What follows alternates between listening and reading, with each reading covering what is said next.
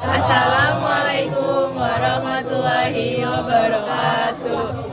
Sampurasun. Rampes. Perkenalkan, nama saya Aulia Suryana dari Ketua Kelompok 6 ingin mempresentasikan tentang tugas sosiologi, yaitu biografi tentang Charles Harten. Dan ini adalah rekan-rekan saya. Perkenalkan, nama saya Rafli Tasim Ahmad, bisa dipanggil. Perkenalkan, nama saya Rija Dukian Nugraha, bisa dipanggil Rija. Perkenalkan, nama saya Najwa Nabila, biasa dipanggil Wawa. Perkenalkan, nama saya Marsha Victorina, bisa dipanggil Marsha. Perkenalkan, nama saya Teddy Nathan Hatiana, biasa dipanggil Nathan atau Teddy. Perkenalkan, nama saya Baik Fatur Rahman, biasa dipanggil Fadil. Saya di sini Teddy Nathan Hardiana akan menjelaskan mulai dari pendahuluan yang berisi 1. Biografi dari Charles Harten, 2. Teori yang dikembangkan, 3. Hasil karya Charles Harten. Lalu dilanjutkan oleh biografi dari Charles Harten. Charles Harten adalah seorang sosiolog yang berasal dari Amerika Serikat.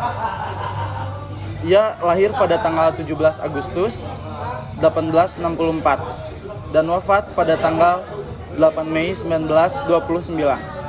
Perkenalkan, nama saya Najwa Nabila. Saya akan menjelaskan biografi dari Charles Harten ini. Charles Harten ini merupakan lulusan dari Universitas Michigan pada tahun 1887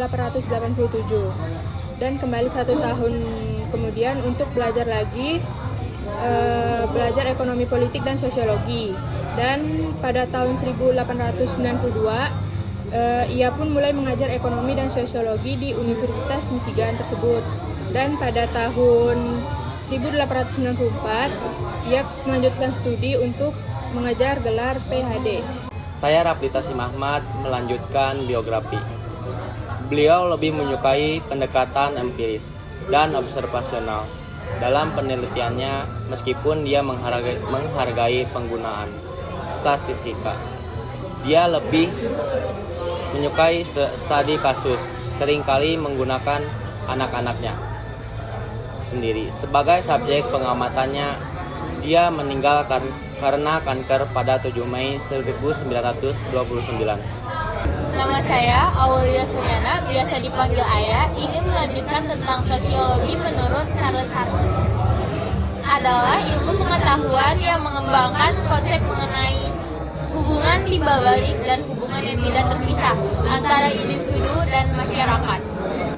Naik pesawat ke atas awan, nama saya Marsha Victorina Gunawan akan teori yang dikembangkan oleh Charles Harten sendiri, yaitu salah satunya adalah looking glass, yang dimana konsep sebuah psikolog yang dicetuskan oleh Charles Harten sendiri pada tahun 1902. Charles mengatakan bahwa diri seseorang tumbuh melalui interaksi interpersonal dengan masyarakat dan persepsi orang lain. Nah, di sini ada 3 komponen penting dalam teori The Looking Glass.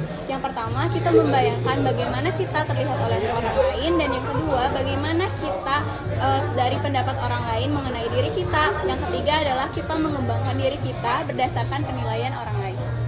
Saya Rija Dukian Nugraha, saya akan melanjutkan teori yang dikembangkan oleh Charles Harten, yang dimana teori selanjutnya itu bernama Social Organization. Social Organization ini terbagi menjadi 2 bagian. Bagian pertama adalah kelompok primer, yaitu kelompok yang ditandai oleh pergaulan dan kerjasama yang erat dan juga mempribadi. Lalu ciri-ciri dari kelompok ini adalah: pertama, jumlah anggotanya sedikit, saling mengenal secara pribadi, interaksi sosial bersifat langgeng, lalu terintegrasi berdasarkan pada kesamaan, yaitu tujuan individu merupakan tujuan kelompok. Dan yang kelima adalah bersifat inklusif.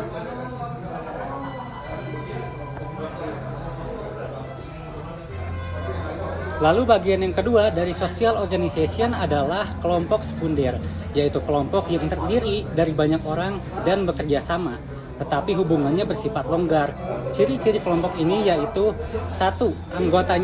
Jumlah anggotanya besar, lalu interaksi sosialnya tidak mempribadi dan tidak langgeng, hubungan berdasarkan asas guna dan kontraktual, lalu bersifat eksklusif, dan yang terakhir, bekerja sama berdasarkan pada tujuan kelompok.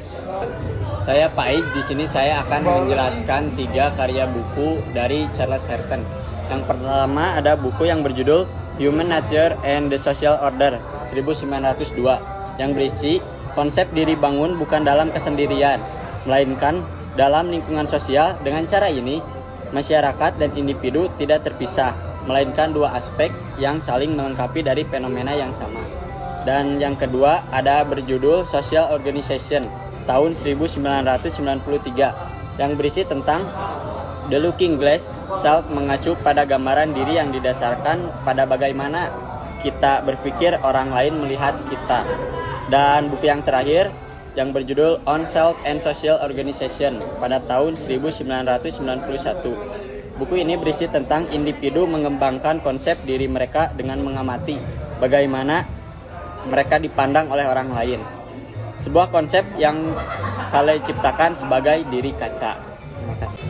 Itulah presentasi dari kelompok kami. Semoga bermanfaat. Duduk sendiri tanpa kekasih. Cakep. Sekian dan terima kasih. Wassalamualaikum warahmatullahi wabarakatuh.